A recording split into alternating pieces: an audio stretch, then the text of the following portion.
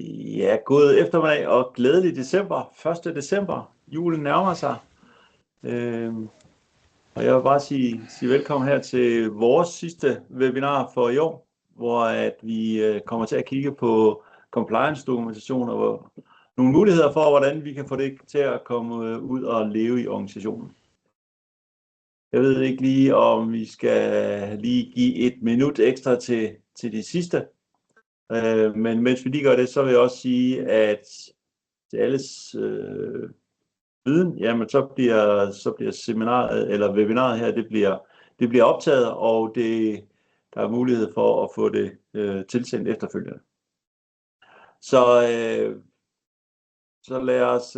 lad os tage udgangspunkt i det. Så kan jeg også se, at nu begynder det ikke at klikke så mange mere ind i lobbyen, så lad os tage fat i dagens emne. Velkommen til. Som overskriften er jo, hvordan får jeg compliance-dokumentation ud at leve i organisationen? Og det vi kan se på tilmeldingerne her, det er jo, der er åbenbart interesse for det her emne. Og det ser vi også ude omkring. Der er rigtig mange, der har udfordringer med det. Så vi kvæg også de erfaringer, som vi har med det her, så har vi lidt indspark til, hvordan man kan gøre det. Og selvfølgelig også noget af det i forhold til anvendelsen af Control Manager. Hvorfor jeg har lavet en agenda for dagen i dag, eller for den næste time her. Hvorfor er det her relevant? Og hvordan ser det så ud ude i forskellige organisationer? Jeg har også lige lidt praktiske erfaringer med. Og så nogle af de her forskellige greb, der virker, og som vi ved, der virker, fordi vi har set det virke i forskellige sammenhænge. Og noget af det virker også med understøttelse af Control Manager. Og så sidst, jamen, så er der selvfølgelig lidt afslutning med lidt, hvad er det for nogle opsummering på den sidste time, der er gået i forhold til det her emne. Lige lidt praktisk, hvis der er nogle spørgsmål undervejs, skriv dem i chatten. Jakob fra vores side af, han holder øje med chatten og besvarer nogle af spørgsmålene, hvis det er muligt. Ellers bryder Jakob ind på passende steder i forhold til, eller i løbet af det her webinar, og så får vi afdækket nogle af de her spørgsmål. Så der også kommer lidt dialog undervejs. Men han styrer, hvornår at det passer ind i forhold til agendaen her. Og så lige en anden praktisk ting er, udover at optagelserne bliver delt blandt de tilmeldte, jamen så bliver der også mulighed for at få præsentationen efterfølgende. Så hvorfor er det her relevant? Jamen sådan en lille smule provokerende. Det er, fordi I går og spilder jeres tid. Er der en hel del af jer, der siger til mig og til os. I siger også, at jeres budskaber, når I skriver noget eller kommunikerer noget, så bliver det ikke hørt. I får at vide, at det her compliance-dokumentation, som I sidder med, det er kedeligt. Og min pointe, det er, at det som I ikke formår simpelthen ikke at skabe nok værdi i forhold til det store arbejde, den store arbejdsindsats, I ligger i den her opgave omkring compliance-dokumentation. Så det er nogle af de ting, som vi møder, når vi er ude og have de her dialoger. Jeg har skrevet hernede i bunden, generelt så er der en forventning til jer omkring det her compliance-dokumentation og få det nu fikset, som en af de populære reklamer, der kører for tiden, nu siger. Men der er reelt ikke særlig stor forståelse for, hvad det er for en opgave, eller hvad det her betyder i forhold til resten af dokumentationen, eller resten af organisationen. Så sådan summeret op, så er der er en forventning til jer, men der er ikke den store forståelse for jer.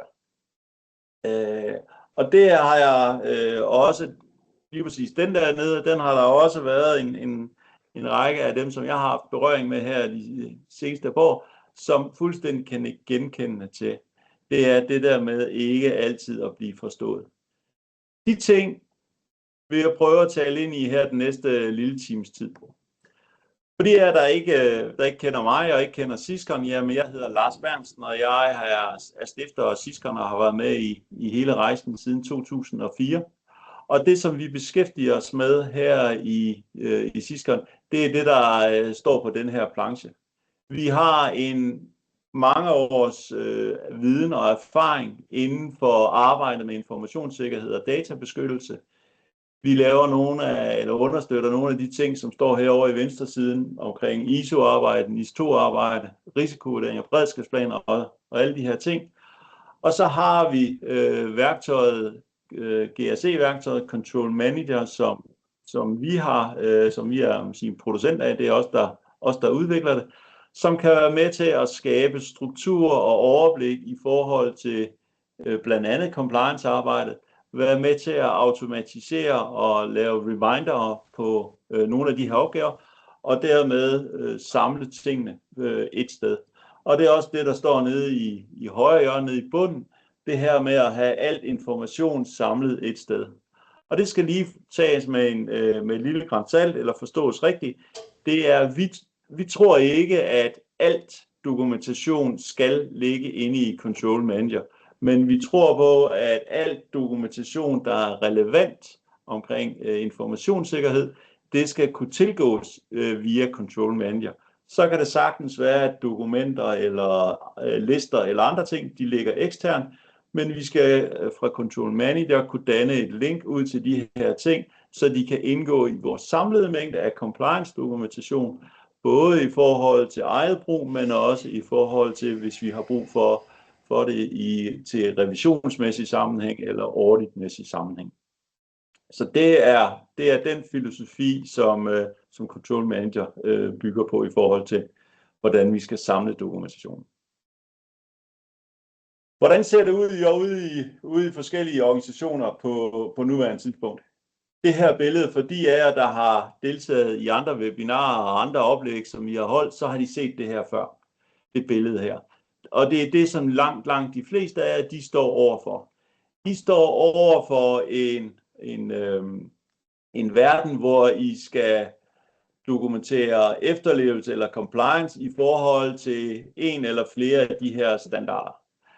Eller også nogle andre. Men det, at I ikke bare har et område i dag, I skal dokumentere, men I har en lang række områder, nogle af jer rigtig mange områder, eller rigtig mange kravsæt, som I skal forholde jer til. Det er bare hverdagen, som den ser ud i dag. Og som der også står her længst til højre på sliden, jeg er helt sikker på, at dem, der er repræsenteret her, det er ikke de sidste, der kommer til. Der er både flere, der lige er kommet, og der er også flere undervejs. Så rækken af de her områder bliver bare flere og flere. Så kan man vælge at tilgå det på to måder. Man kan tilgå det på den her, vi kalder silo compliance dokumentationsmåde. Det er, hvor at man tager skyklapper på, så er der nogen, der sidder og dokumenterer compliance, ISO 27000, og så bygger de sådan en boble op, som den, der ligger hernede. Og så er der nogen, der siger, jamen vi skal efterleve de tekniske minimumskrav for statslige institutioner, så bygger de noget compliance dokumentation op på det. Vi har også en revisionserklæring, vi skal kunne understøtte i vores compliance dokumentation, så bygger vi noget op omkring det. Så er der nogen af jer, der er ramt af NIS2, så bygger vi noget op af det, og så videre, og så videre. Det her, det kan man godt vælge at gøre. Det er ikke særlig effektivt, det er ikke særlig smart, det er ikke særlig hensigtsmæssigt. Den måde, man gør det mest effektivt og mest hensigtsmæssigt, det er den her. Det er, at vi på toppen har de her krav, vi skal forholde os til, og så så relaterer vi kravene ned til den samlede pulje af compliance dokumentation, vi har nede i det grønne område her. Det gør, at vi ikke kommer til at skrive det samme 1, 2, 3 eller 4 gange. Eksempelvis noget omkring tildeling af rettigheder, noget omkring password, noget omkring osv. osv. men at vi har det stående i vores compliance-dokumentation og laver blot en relation ned til det, så vi kan dokumentere, når der er nogen, der spørger, hvordan vi har forholdt os til de forskellige krav, der ligger i de forskellige referencerammer, vi har på toppen. Det gør også, når vi gør det på den her måde, så kan vi på en let og elegant måde tilføje yderligere referencerammer, yderligere krav i forhold til den paraply, der ligger her af de blå. Når der kommer noget nyt, eller der kommer nogle ændringer i det, vi har, så er det blot at tilføje op i det her og relatere ned i compliance-dokumentationen. Og hvis man bygger det op på en rigtig og struktureret måde, så kan jeg garantere jer, at ved at gøre det på den her måde, så kommer I ikke til at starte forfra hver gang, ligesom man gør, hvis man vælger den her metode. Men så er der rigtig, rigtig meget genbrug i forhold til det, man allerede har lavet. Det kan vi se blandt andet ved nogle af de organisationer, som i dag er i gang med at implementere NIS 2. Hvis de allerede har bygget compliance-dokumentationer op i forhold til ISO 27001, så er de et langt stykke hen ad vejen dækket på NIS 2-siden også. Så er der selvfølgelig nogle yderligere ting, men det er på ingen måde sådan, at man står ved startlinjen. Man er allerede et godt stykke ned ad banen ved at kunne genbruge de her ting og bygge det op på den her vis, som man ser her. Ved at bygge compliance-dokumentation op, eller bygge compliance-dokumentation op, det kan man gøre på forskellige vis. Det vi kan se, der giver en succes, og det der giver en stor værdi, det er, at hvis man bygger det op på den her, efter den her struktur, som der er vist her på sliden. Nogle overordnede politikker, der sætter nogle overordnede mål, nogle emnespecifikke politikker i midten, hvor der står, hvad vi skal gøre, hvem der skal gøre det. Det er målrettet information. Og så noget operationelt i bunden med nogle procedurer, instrukser og vejledninger, som kan støtte op under den dagligdag, som medarbejderne de lever i. Det her, det giver en rigtig stærk måde, rigtig stærk struktur at bygge sin compliance dokumentation op med. Jeg skal lige se her, den der. Så. Hvordan ser det så ud, når vi så rigtig gør det? Det er det hernede, den pil, jeg har lavet hernede i bunden, det afspejler et eller andet form for succesparameter. De fleste starter ud med at sige, jamen vi ved godt, hvad det er for nogle krav, som vi står overfor, ISO 27000, ISO 2, SIS, andre krav. Der er vi egentlig meget happy, så længe at vi er derhen. Så begynder vi at snakke om, hvordan skal vi bygge det her op? Hvad skal det være for en struktur? Hvad er det for nogle roller, vi har med at gøre? Hvad er det for et sprog, vi gerne skal vælge i forhold til at komme af med vores budskab? Og i sidste ende, hvordan skal vi få det her forankret? Hvordan skal vi sørge for, at der er nogen, der tager ansvar for det? Hvordan skal vi sørge for, at der er nogen, der forstår de ting, som vi skal have til at leve ude i organisationen? Og det er ikke fordi, at vi skal være sure over det. Den sidste enden af pilen med den sure smiley. Men det er fordi, det er derude, at vi oftest fejler. Det er derude, at succesen går fra at være grøn til, at vi ender op i noget, der er rødt. Og det er der, hvor jeg så vender tilbage til starten og siger, jamen jeg er slet ikke i tvivl om, at I får slet ikke den værdi ud af det store arbejde, som I ligger i at lave den her compliance-dokumentation.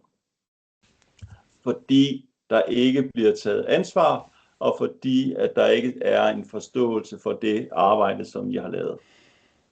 Selvom at I har sagt til jer selv, det her, det er strukturen, fordi det er ikke, der er ikke noget rocket science i den der struktur, som I ser her. Det er sådan langt de fleste eller mange taler ind til. Det er en rigtig god idé at strukturere sin compliance-dokumentation. Det er som oftest også sådan, at det bliver besluttet, at vi skal bygge det op med nogle overordnede ting på toppen, noget mere specifikt og så noget operationelt. Så det der, det er sådan set sådan, vi ser oftest, at tingene de mener, at det bliver lavet. Det der er en eller anden, der har en mikrofon tændt, kan jeg høre. Jeg ved ikke lige, om den vil mutes et eller andet sted. Tak. Det som vi oftest kommer ud i, det er også, at vi hører, at det her, det er det, man gerne vil. Det er det, som man har besluttet, det er sådan at bygge op, og vi spørger ind til, jamen må vi prøve at se noget af det, som I har i dag, og siger, jamen det er bygget op over den her model. Men det oftest ligner, det ligner det her. Og jeg ved egentlig ikke lige helt, hvad jeg skal kalde den her figur, om den overhovedet har noget navn. Men det, at alting bliver blandet sammen, både procedurer, politik, de konkrete tiltag osv., bliver blandet sammen enten i en række forskellige dokumenter, eller vi har sågar også set kæmpe store dokumenter på lige knap 100 sider, som siger, jamen det her det er vores informationssikkerhedspolitik. Så kommer det til at se sådan her ud. Og når det ser sådan her ud, så bliver det svært for modtageren at forstå og vide, hvor er det, de skal finde deres information, hvor er det, de skal finde de ting, de har brug for. Og lige sådan, når vi kommunikerer ud i organisationen, hvad er det, at der skal læses, hvad er det, der skal forholde sig til, så bliver det svært at pege medarbejdere hen det rette sted. Så min pointe omkring det her, det er, at det er super, super vigtigt at holde den faste struktur i den opbygning, man har af sin compliance-dokumentation. Det er sådan lidt omkring opbygning. Så er det her omkring roller, hvor jeg også sagde, at nu begynder vi at nærme os der, hvor vi går fra pilen, den var grøn i venstre side, og så hen i det lidt mere røde. Der er oftest, når dem, der sidder og bygger, eller jer, der sidder og bygger det her op, I har et eller andet rollekatalog og siger, jamen vi har nogle systemansvarlige. Alle de her ting, der står på venstre side, det har vi. Det findes allerede i dag. Det, der oftest er omkring de her ting, det er, at virkeligheden er bare en anden. Der er rigtig mange, der siger, ja, det kan godt ske, jeg er systemejer, men det vil jeg ikke rigtig, altså helst undgå at vedkende sig sådan nogle ejerskab. Stor uvidenhed omkring, hvad er det, den her rolle, den indebærer, eller laver den der, er der ikke lige nogen andre, der kan varetage den her rolle for mig, fordi jeg føler mig enten ikke klædt på til det, eller også har jeg ikke lyst til at tage det ansvar. Så de her roller, de lever en gang imellem nogle steder kun i teorien. Og hvis de kommer en lille smule ud over teorien, så er der mange steder, hvor de ikke er kendt i organisationen, så er det oftest bare noget, der lever på måske et stykke papir eller en oversigt, hvor der er nedskrevet, hvem det er, der er systemejer eller systemadministrator, og vedkommende ved faktisk ikke engang selv, at de har det her ejerskab. Så det der med at få de her to, teori og virkelighed, til at hænge sammen, det kommer vi til at kigge på i forhold til nogle målgrupper. Så er der sproget. For mange år siden var nogen, der sagde til mig, at det er altid afsenderen, der har ansvaret for, at budskabet kommer igennem, når man kommunikerer. Og det, hvis man kigger lidt på det, hvem er det så vores målgrupper? Hvem er det, vi sidder og kommunikerer til? Er det ham her, vi sidder og skriver vores compliance-dokumentation til? Jeg kunne næsten ikke lade være, nu vi lige var kommet ind i december måned. Eller er det hende her, som vi sidder og skriver til? Eller er det nogen helt tredje? Er det dem her, som der er vores målgruppe for det, vi sidder og skriver? Hvis vi ikke har gjort os klart, hvem vores målgruppe er, og hvordan vi bedst muligt skriver til dem, så ender vi med i bogstaveligt forstand at få tomme stole i forhold til den kommunikation, vi ønsker at komme ud med. Vi skulle jo meget gerne have, at dem, som vi sidder og skriver til, at de også synes både, at det er interessant og relevant, det som vi prøver at skubbe ud i organisationen. Så sproget er også vigtigt. Opbygningen, rollerne, sproget. Og nu vil jeg gerne give jer et eksempel på noget, som vi har set ude hos en organisation. Den her. Der er der tegnet op på en tavle, hvad det er, at der findes af forskellige dokumenter i deres samlede compliance-dokumentation. Der er noget politik, der er noget forretningsgang, der er noget procesbeskrivelse, der er instruktioner, der er noget security rules, security baselines. Ja, I kan selv læse, hvad der ligger. Når man bliver ansat i den her virksomhed, så bliver man bedt om, og det er forventet, at man læser politikken, den er på 16 sider, at man læser samtlige forretningsgange, dem er der 21 stykker af, de ligger mellem 8 og 15 sider, og så læser man det, der hedder Security Handbook, som er 40 sider. Samlet set cirka 250 sider, A4 sider, som man bliver bedt om, og det forventes, at man læser. Det der så er i det er så, at hvis man sidder som helt almindelig medarbejder og siger, hvorfor er det nu lige, at der skal være, eller hvor mange karakterer, eller hvad er kompleksitetskravene til det password, som jeg nu skal til at sidde og taste ind her. Så kan jeg sige, at i den her sammenhæng, så står der ingenting i politikken. Alle de forretningsgange, man har læst, blandt andet forretningsgangen om adgangsstyring, den refererer til Security Rules. Den sikkerhedshåndbog, som man har læst, refererer til Security Rules, hvilket betyder, at jeg nu skal gå i gang med at læse Security Rules, som i det her tilfælde er 36 sider. Så hvis det er, når jeg startede, så havde jeg de 250 sider. Hvis jeg gerne lige vil vide en lille smule mere omkring password, så skal jeg læse 36 sider mere.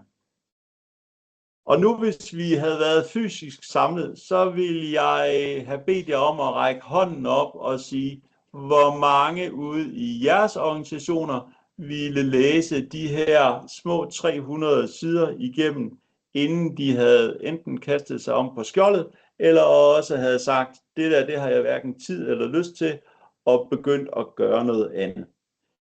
Jeg er næsten sikker på, at uden at jeg ved det, at det vil I alle sammen have sagt, sådan er det også hos os. Så det her, det er sådan set bare et eksempel på en struktur i en compliance-dokumentation, der ikke fungerer. Den her, den lever ikke i organisationen, og den kommer heller ikke til det, fordi de enkelte medarbejdere, de ved ikke, hvor de skal kigge hen, hvis de har brug for noget. Og når man fra centralt hold skal kommunikere noget ud, så er det et virvar af forskellige dokumenter, forskellige typer af dokumenter, som modtageren har svært ved at bibeholde overblikket over, hvilken retning er det, de reelt skal kigge i, når de har behov for at opnå noget viden om forskellige emner. Så det her, det er bare et eksempel på, at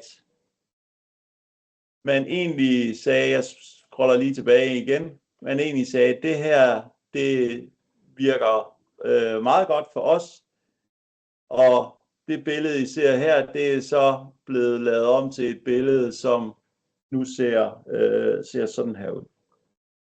Egentlig bare for at sige, intentionen har været god.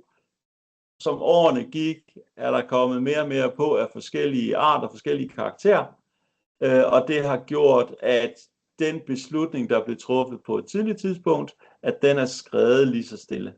apropos det, som jeg sagde tidligere, vær nu tro mod den struktur og opbygning, der er valgt, og sikre jer, at den er nem at kommunikere ud i organisationen.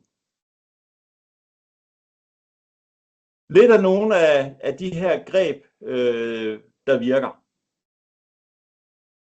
Ej, lad mig hellere lige sige det sådan, inden vi går ned ad den vej. Jeg ved ikke, Jakob, er der nogle spørgsmål, eller har der været nogle kommentarer på chatten så langt? Nej, Lars, der har ikke været nogen endnu. Så du fortsætter. Så og enten har det været klart, eller også har det været totalt uforståeligt. Jeg satser på det første. Godt. Hvis vi kigger på nogle af de her greb, som helt sikkert virker, og som vi har erfaring med, at der virker. Vi skal have afdækket, hvad det er for nogle krav, som der skal efterleves. Og hvis man står over for en situation, hvor at den paraply, som I ser her, som ikke er helt urealistisk, at hvis vi tager de tekniske minimumskrav for statslige institutioner, så eller bytter et par af dem ud, så vil det her, kunne det sagtens være et billede for en organisation, som opererer i et område, hvor der bliver enten stillet nogle krav fra fra kunderne, eller også er i et mellemreguleret område.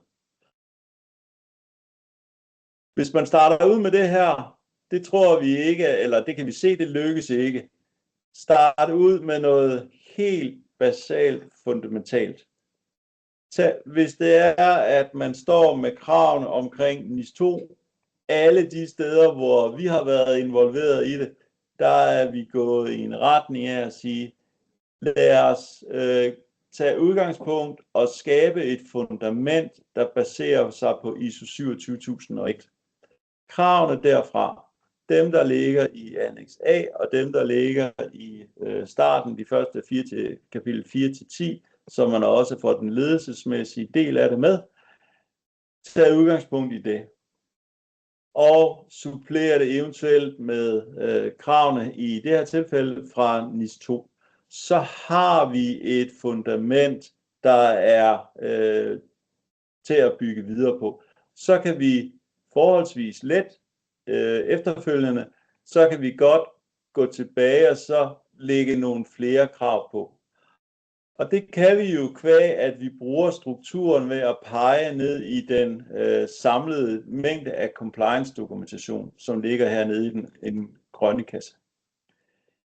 Når man har valgt de her to områder eksempelvis,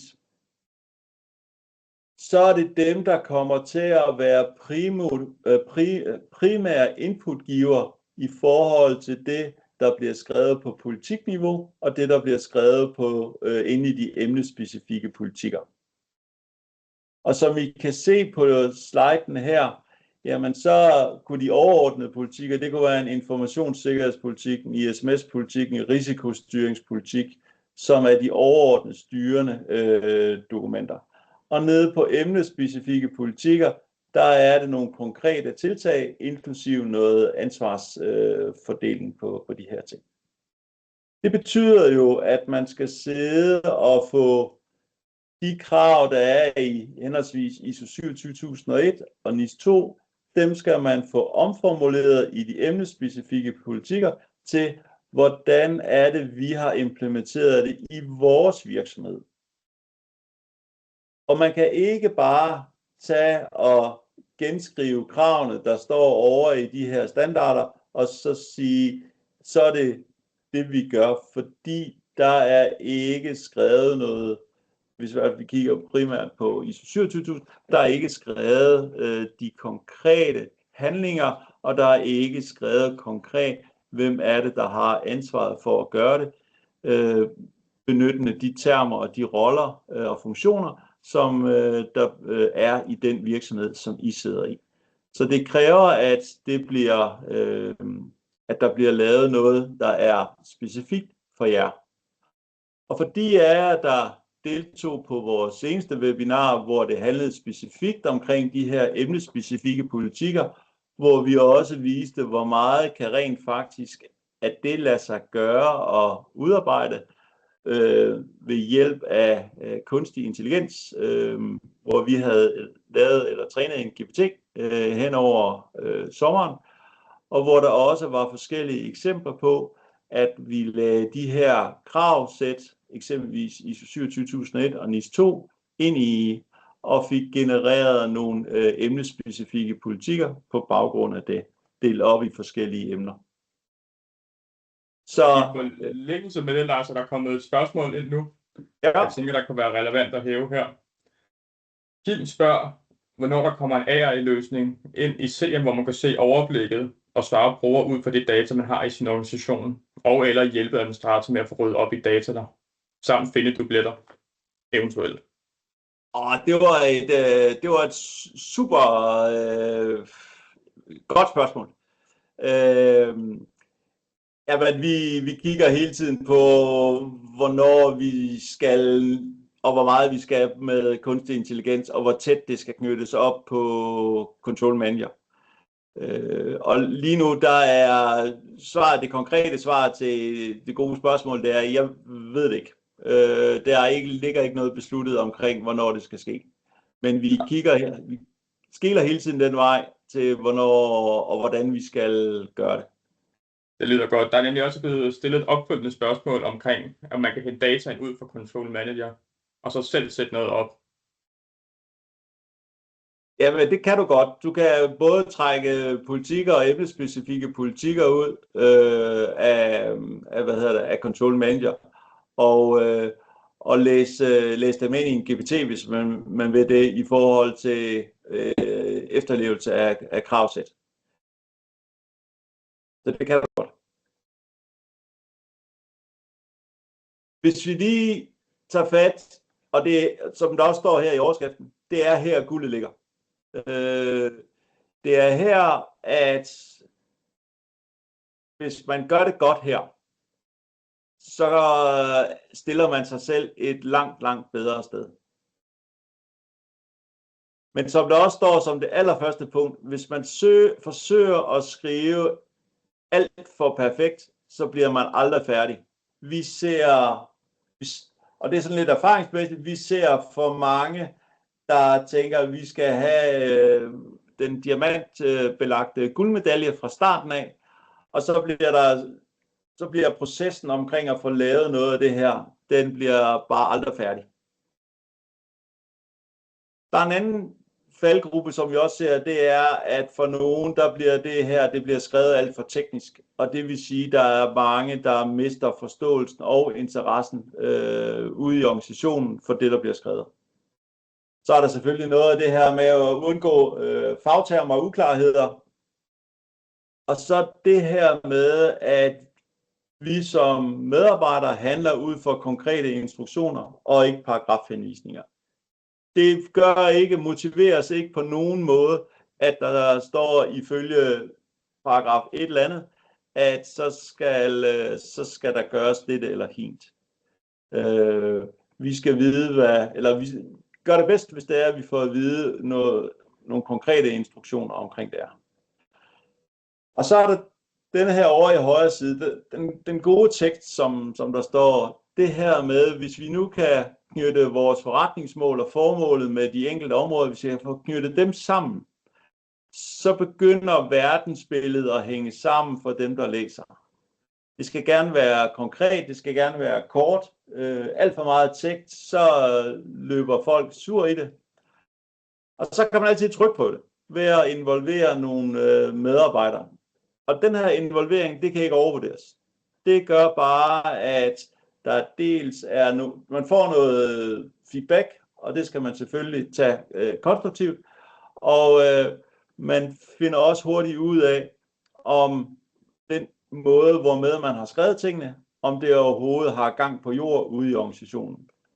Og så er der sådan en gammel en hernede, det der med, at hvis ens bedstemor ikke forstår det, jamen så er det fordi, at det er alt for komplekst.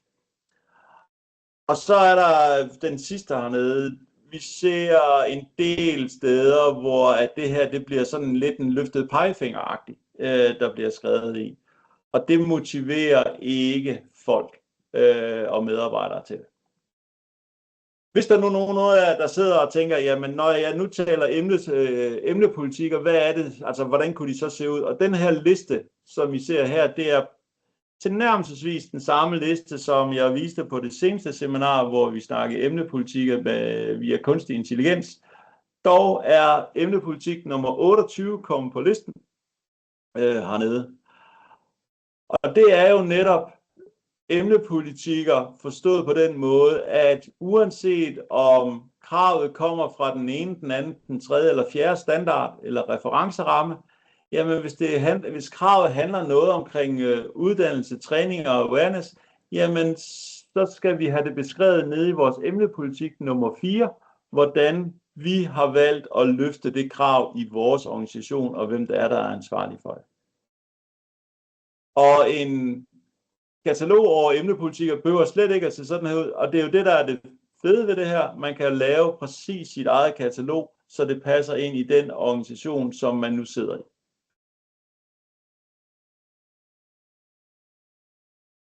Så har vi vores basis compliance dokumentation på plads.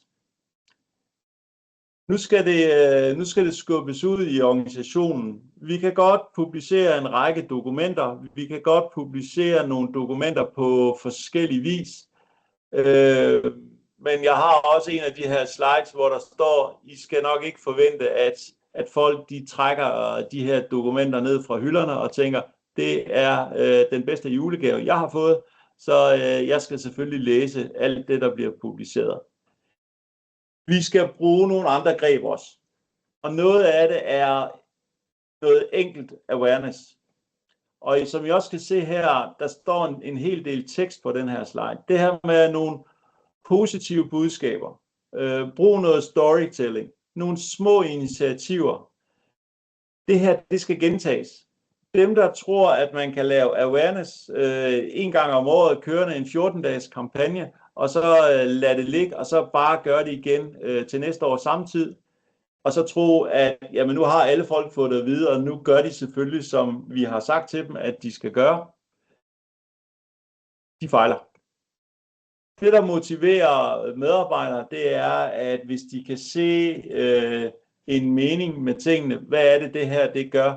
Vi får reduceret en risiko, vi får fjernet nogle trusler eller lignende. Og hvis det er sådan, at man begynder at give, som der står også over, folk skyld, eller der er en eller anden form for frygt i det, så lukker det ned. Så prøv at se, om vi ikke kan, eller I ikke kan bibeholde noget positivt i den fortælling, at I laver i forhold til de her awareness-kampagner, eller awareness-ting. Og så er det ikke bare nok at lave det her med et opslag på intranettet, og så tro, at den hellige grav er velforvaret. Jeg har her lavet en række forskellige platforme, hvormed man kan gøre noget af det her. Lige nogle af dem, som ikke måske er helt selvforklarende, det er den, der hedder frokost og forstå. Lav sådan et lille A-kort stående ude i kantinen, hvis I har en kantine, eller der, hvor I spiser frokost, hvor der står en lille kort tekst omkring et eller andet. Det er nemt at lave, det er billigt, og det giver en super god samtale i forhold til den frokostpause eller pause, der er i løbet af dagen blandt medarbejdere. Video, pamfletter, når der står roadshows, det her med at komme ud og stå op på en ølkasse til et afdelingsmøde, eller få 10 minutters taletid der, det virker på de her ting. Flyers, postkort, den slags ting. Det der også er i det, det er lav noget forskelligt hen over året. Lad være med at lade de her kampagner køre mere end 2 til 3 uger. Folk bliver blinde over for dem, og de har ikke længere en effekt. Så hellere korte initiativer, og så gør det på forskellige platforme. Hvis jeg havde vist den her 5 år siden, 7 år siden, så har der også stået musemotter og den slags ting. Jeg tror ikke, der er nogen, det er for lang tid siden, jeg har set nogen, der bruger musemotter længere, men det her med at bruge fantasien, det kan være kaffekrus, det kan være alt muligt, og få ud i organisationen. Det der er ved informationssikkerhed og data generelt, det er super, super svært at se. Det alle kan forstå, og alle kan forholde sig til, det er sådan en gut som ham, der står her, længst til højre, skal jeg lige sige. Han har i hvert fald misset noget omkring, hvad det var for noget påklædning, man skulle til, da man skulle ud og kigge på det her kemiske affald. Og han står endda og smiler og ser veltilfreds ud. Det der, det er super nemt at forstå, det er super nemt at forholde sig til, at her er der nogen, der ikke lige har fået læst på påklædningsreglementet. Den her,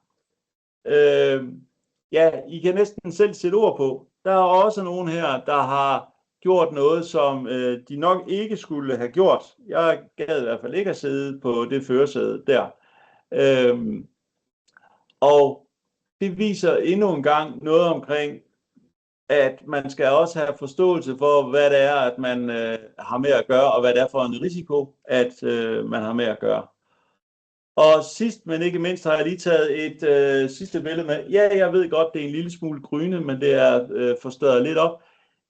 Det der, det tror jeg heller ikke, der er nogen af os, der sidder nu her bag skærmen, der har lyst til at være manden på stigen heroppe. Der burde nok have været, eller der er måske en eller anden form for procedure for, hvordan sådan noget der det foregår. Jeg tror i hvert fald ikke på, at i den procedure, der står beskrevet, at man skal komme op til de her gadelamper, som jeg formoder der, på den her vis. Det sidste greb, som jeg vil have fat i her, det er noget omkring kultur. Fordi det her, I kan skrive nok så meget.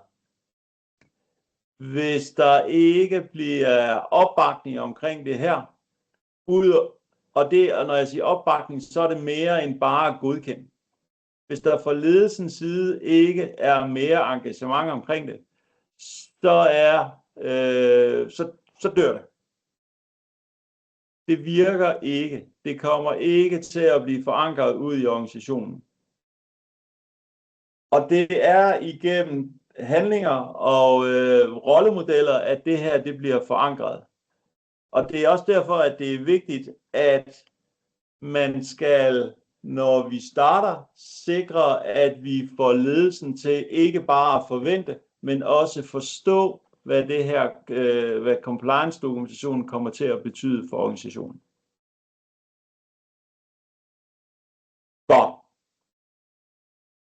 Lad os lige kigge på det over i Control Manager, og så det er alligevel en sandhed med modifikationer. Fordi jeg har lavet 2 dokumenter, eller 2 emnepolitikker her, som egentlig viser meget godt. Det første her trækker jeg lige ind. Det første her, det viser nogle der har jeg markeret, og de her dokumenter, de kommer også til at være en del af, materialet. Alt det gule her, det er det, man ikke skal gøre. Man skal ikke nødvendigvis referere til paragrafer. Det her, det er ikke en målsætning, som medarbejderne i organisationen kan eller vil forholde sig til. Det her med, at vi skal efterleve 27.000 og NIS 2, er ikke et formål i sig selv. Det vi derimod skal gå ind og kigge på, det er den her politik, som jeg har her. Nu skal jeg se, om den vil starte op. Det vil den måske. Ser sådan her ud, og vi skal ikke. Det her med, at man kan forholde sig til, hvad der står, hvad det er for en målsætning, vi gerne vil opnå, og det er skrevet på en måde, hvor med det er til at forstå. Det her, det kommer til at virke, og for hver af de enkelte områder, så er der også klart, hvem er det, der er ansvarlig for, at det her, det bliver sket. Her er det IT-chefen, her er det HR-afdelingen, her er det afdelingslederen osv. Det her dokument, som I ser her, det har jeg taget, og så har jeg taget det over i Control Manager, som jeg lige trækker på banen her.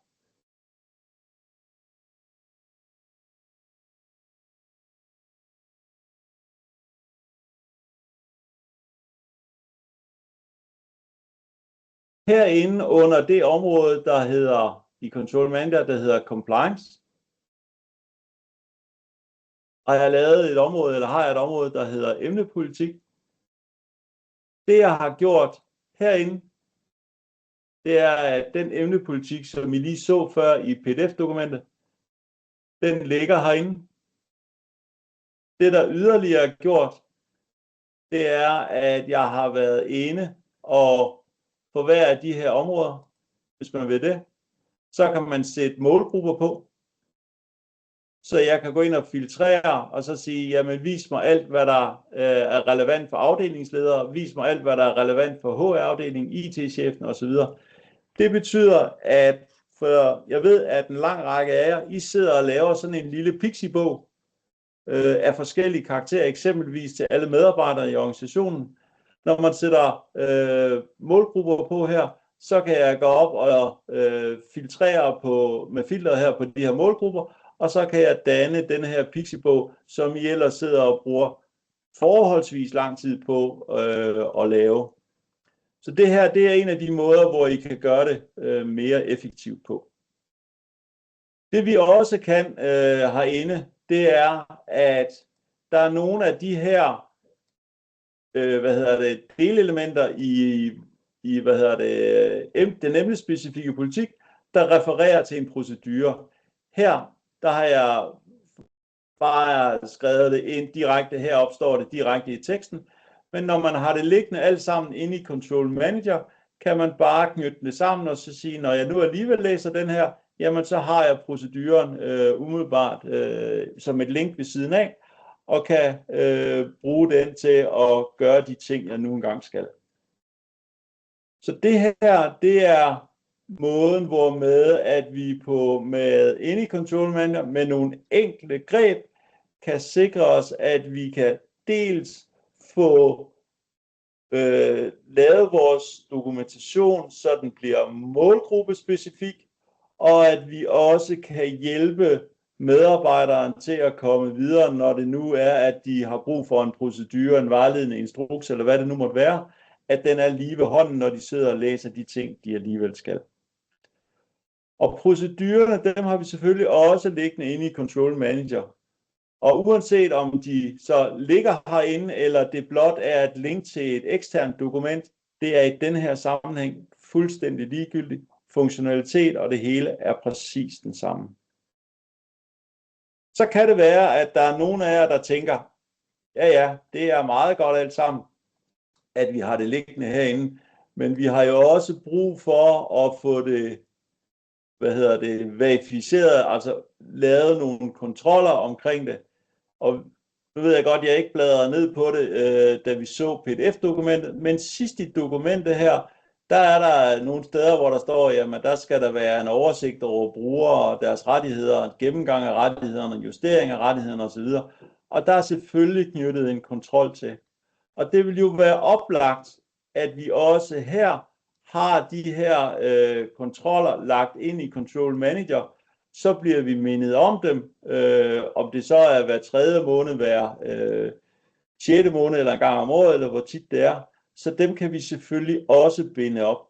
Og så begynder hele den her kæde at hænge sammen for os, så vi både har, hvad vi skal gøre, men også, at vi skal følge op på det, og dokumentation for, at vi har fulgt op på det. Og hvis vi ser sådan en som den her, det ved jeg, at der er rigtig mange, der har udfordringer med, det er, at når for eksempel der er mange, der skal, altså i det her tilfælde, afdelingslederen, de er ansvarlige for at gennemgå medarbejdere, jamen så knytter vi bare den samme kontrol op med 3 forskellige områder. Så kan vi lave det, der hedder en multikontrol, som vi hooker op på det her, så vi igen effektiviserer og sparer, at vi ikke skal sidde og lave 3 separate kontroller, men lave en kontrol, som så bliver skubbet ud til 3 forskellige i det her eksempel. Så vender jeg lige tilbage til noget af det, som jeg startede med, eller havde over på en af de her slides. Det er egentlig blot for, at vi skal ikke gå særlig meget i dybden med det, men det her med, vi kan lægge et vilkårligt referenceramme eller kravsæt ind i Control Manager, og vi kan dokumentere efterlevelse af de krav, som man står for. I det her tilfælde, jamen der er der lavet et efterlevelsesdokument eller et SOA-dokument, eller det er i hvert fald under opbygning. Jeg har lavet det ud fra den her ene emnespecifikke politik, som I har set. Og hvis jeg går op nu her og lige viser diagrammet, så vil I se inden for det her område, der hedder kapitel 5 i Annex A, eller område 5 i Annex A, jamen der er jeg nu fået opfyldt 3 af kravene, og jeg har et af kravene, som jeg har delvist opfyldt, kvæg at jeg har implementeret den emnepolitik omkring brugeradgang og password, som I lige så. Så der bygger man det her op. Og det er selvfølgelig de samme emnepolitikker, jeg bruger, hvis det er, at jeg vil dokumentere, hvordan jeg forholder mig i forhold til de tekniske minimumskrav fra Digitaliseringsstyrelsen, eller hvis jeg går ind og forholder mig til kravene fra NIS 2 eller lignende. Så bliver det bygget op præcis på samme måde og refereret direkte over i de emnepolitikker, som vi har. Det sidste, jeg lige vil vise i forhold til Control Manager, det er, at nu har vi jo lavet den her emnespecifikke politik. Den kan vi publicere ud, så den ligger ude i vores portal, som er den del af Control Manager, vender ud i organisationen, og der vil man kunne se, at det er det samme indhold, der står her, som jeg lige viste før. Relationerne er selvfølgelig til de her procedurer, som jeg også viste, og så kan man læse det, de forskellige emnespolitikker, eller også man kan selvfølgelig gå op og søge, hvis der er noget specifikt emne, eller område eller ord, man ønsker at fremfinde. Det er selvfølgelig en måde at få det ud på, og der kan man altid bruge det som opslagsværk. En anden ting, man også kan, det er, at man i Control Manager, der er der muligt for at lave nogle simple awareness-kampagner. Jeg har taget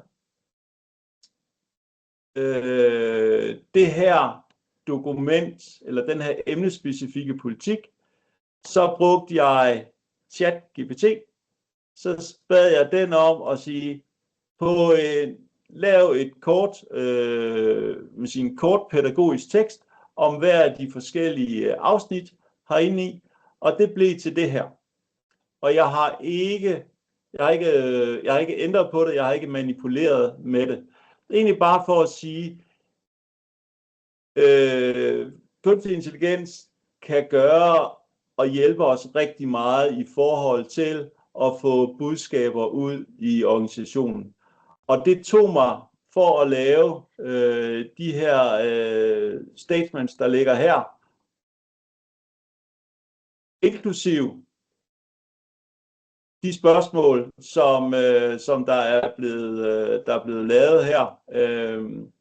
Det tog mig en time, og der ligger 2 sæt spørgsmål yderligere ud over det her. Det tog mig en time at lave det, og lægge det ind i Control Manager og sætte det op. Og hvis man lige bruger, lad os så bare sige, dobbelt så lang tid på det, så er jeg slet ikke i tvivl om, så kan man også højne kvaliteten af det. Men blot for at nævne, det behøver ikke at være svært. Det behøver ikke at være dyrt. Det behøver ikke at være ressourcekrævende. Forskellen mellem det, I ser her, og alt det awareness-kampagner og løsninger, man kan købe som standard hyldevare, og jeg skal ikke tale dem ned på nogen måde, men jeg vil bare blot pointere forskellen mellem det, I ser her, og det, man kan købe sig til. Det her, det understøtter 100% de emnespecifikke politikker, som man har skrevet herovre under, nu skal jeg lige tilbage på den herovre, som der står herovre under vores vidensområde, som vi allerede har i vores organisation. Så der er ikke noget mismatch mellem vores emnepolitikker og vores awareness. Det er det samme, det tager udgangspunkt i. Så når der står et eller andet sted i vores awareness, at der skal være 12 karakterer i vores password, så er det fordi, at det står her i vores emnespecifikke politik. Og nu vil jeg godt lige blokke mig. Jeg tillod mig at afprøve det her ved min bedre halvdel i går, som på ingen måde er hverken informationssikkerhedskyndig eller særlig IT-minded. Det her tekst, der bliver lavet, er forståeligt, og de her spørgsmål, der bliver lavet, er forståelige. Og jeg vil også sige, at hun bestod også testen, hvis vi lige tager den del med os. Så det er de muligheder, eller nogle af de muligheder, som der er inde i Control Manager. Og man får selvfølgelig, hvis man bruger den her awareness-kampagne, man får en mail om, at du skal deltage osv. med et link i.